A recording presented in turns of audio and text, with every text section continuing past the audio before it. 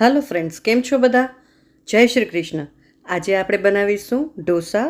મસાલા ઢોસા છે અને south Indian sambar બનાવીશું. અહીં મેં જરૂર મુજબ તુવેરની દાળ લઈ લીધી છે. એને 3 વખત પાણીથી સરસ રીતે ધોઈ અને પછી અડધી કલાક માટે સોક કરી લેવાની છે. હવે હું એને કુકરમાં લઈ લઈશ. જરૂર મુજબ પાણી નાખી દઈશ. થોડું મીઠું અને થોડીક હળદર એ નાખી અને બાફવા મૂકીશ. અહીં મેં સરગવાની સ્ટીક લઈ લીધી છે. એને પણ હું એની સાથે જ બાફવા મૂકી દઈશ. કુકરની 4 વિસલ આવે ત્યાં સુધી આપણે દાળને કૂક કરી લેશું. 4 વિસલ આવે એટલે દાળને પછી વલવવાની જરૂર નથી રહેતી, બ્લેન્ડર ફેરવવાની. એટલે મેં સરગવાની સિંગને અંદર જ બાફવા મૂકી દીધી છે. કુકર ખોલતા તમે જોઈ શકો છો કે એકદમ સરસ બધું બાફી ગયું છે. હવે તેમાં નાખવા મેં થોડા વેજીટેબલ્સ કટ કરીને રાખ્યા છે, જેમાં ડુંગળી, ગાજર, આદુ મરચાં, બટેટા, દૂધીના કટકા અને રીંગણાના કટકા. તમારી પાસે જે વેજીટેબલ્સ હાજર હોય અને ગમતા હોય એ નાખી શકાય. હવે એક પેનમાં મેં તેલ લઈ લીધું છે. આપણે સરસ મજાનો એનો વઘાર કરવાનો છે સાંભારનો. એમાં આપણે રાઈ, જીરું, મેથી, લીમડો, લાલ મરચું, અડદની દાળ થોડીક, તજ, લવિંગ અને હિંગ. એ પછી મેં ઝીણી સમારેલી ડુંગળી નાખી દીધી છે. બધું એકદમ સરસ સાંતળી લેશું. ત્યાર પછી આદુ મરચાં, ગાજર, બટેટા, દૂધી, રીંગણું બધું જ ધીમે ધીમે નાખી દઈશું. એ બધાને 2 મિનિટ સાંતળી લેવાના છે અને પછી તેમાં સ્વાદ પ્રમાણે મીઠું નાખશું. યાદ રાખવાનું છે કે આપણે દાળ બાફતી વખતે પણ મીઠું નાખ્યું હતું. એના પછી હળદર, લાલ મરચું પાવડર, ધાણા જીરું પાવડર અને સાંભાર મસાલો, આટલા મસાલા આપણે આમાં ઉમેરશું. બધું બરાબર મિક્સ કરી મસાલાની એકદમ સરસ સુગંધ આવે એ પછી આપણે એમાં ટમેટું ઉમેરશું, જેને મેં ઝીણું સમારી લીધું છે. ત્યાર પછી જે આપણે બાફીને રાખી છે એ દાળ ઉમેરી દઈશું અને જરૂર મુજબ પાણી નાખી અને એને ઉકળવા દેવાનું છે. ખટાશ માટે મેં આમાં થોડી આંબલી નાખી છે. એની જગ્યાએ આમચૂર પાવડર, લીંબુ કાંઈ પણ નાખી શકાય.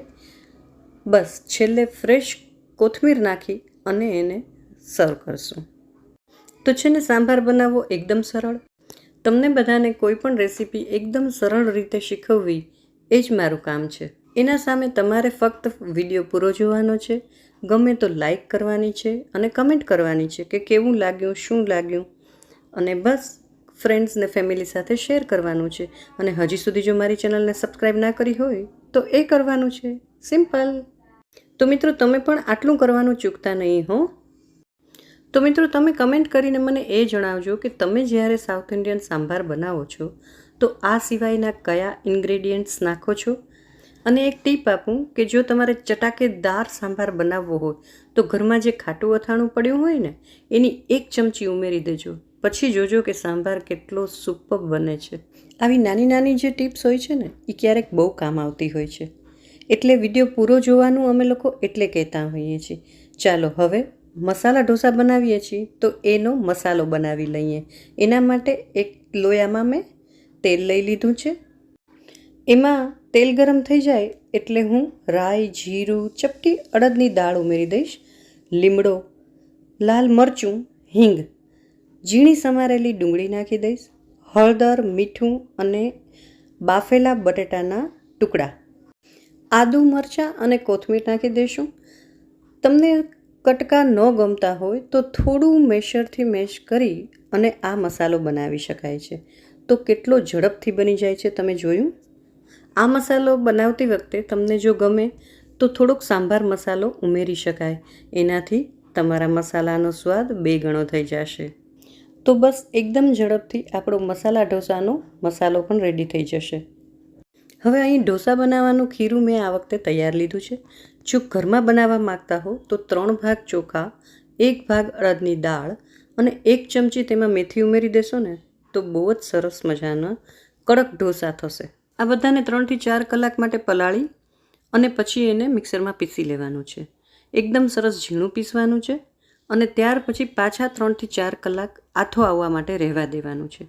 એટલે ઢોસા ઇડલીનું બેટર તૈયાર થઈ જશે. ચાલો હવે ઢોસાનું ખીરું જે મેં તૈયાર લીધું છે એમાં સ્વાદ પ્રમાણે મીઠું નાખી દઈશું અને પાણી નાખી દઈશું. કારણ કે ઢોસા બનાવવા હોય તો એનું ખીરું થોડું પાતળું જોઈએ એટલે. હવે એને એકદમ સરસ મિક્સ કરી લેશું. અહીં મેં લોઢી નોનસ્ટિક લીધી છે, એને ગરમ કરવા મૂકી દીધી છે. લોઢી સરસ તપી ગઈ છે. એકદમ ગરમ લોઢીમાં ક્યારેય ઢોસાનું બેટર ન નખાય, એટલે એના ઉપર થોડોક પાણીનો છંટકાવ કરી અને લૂછી લેશું. અને બસ 1 ચમચો બેટર લઈ અને આ રીતે ગોળ ગોળ ફેલાવતા જશું. ઉપરથી થોડું બટર નાખશું, બહુ સરસ સ્વાદ આવશે. ઢોસો એકદમ સરસ ક્રિસ્પી થાય અને સાઈડ છોડવા માંડે એટલે આપણે એમાં બટેટાનો જે મસાલો બનાવ્યો છે એ પાથરી દઈ અને બંને બાજુથી ઢોસાને કવર કરી અને પ્લેટમાં કાઢી લેશું. તો તૈયાર છે આપણા મસાલા ઢોસા અને સાંભાર. ચાલો સર્વ કરી લેશું. તો મને આશા છે કે આજનો આ વિડીયો આપને સારો લાગ્યો હશે. જો ગમ્યો હોય તો પ્લીઝ પ્લીઝ પ્લીઝ લાઈક જરૂર કરજો અને ફ્રેન્ડ્સ અને ફેમિલીની સાથે શેર કરજો. વધુમાં વધુ શેર કરી શકો એટલો શેર કરજો. વિડીયો પૂરો જોવા માટે આપનો ધન્યવાદ. Thank you so much.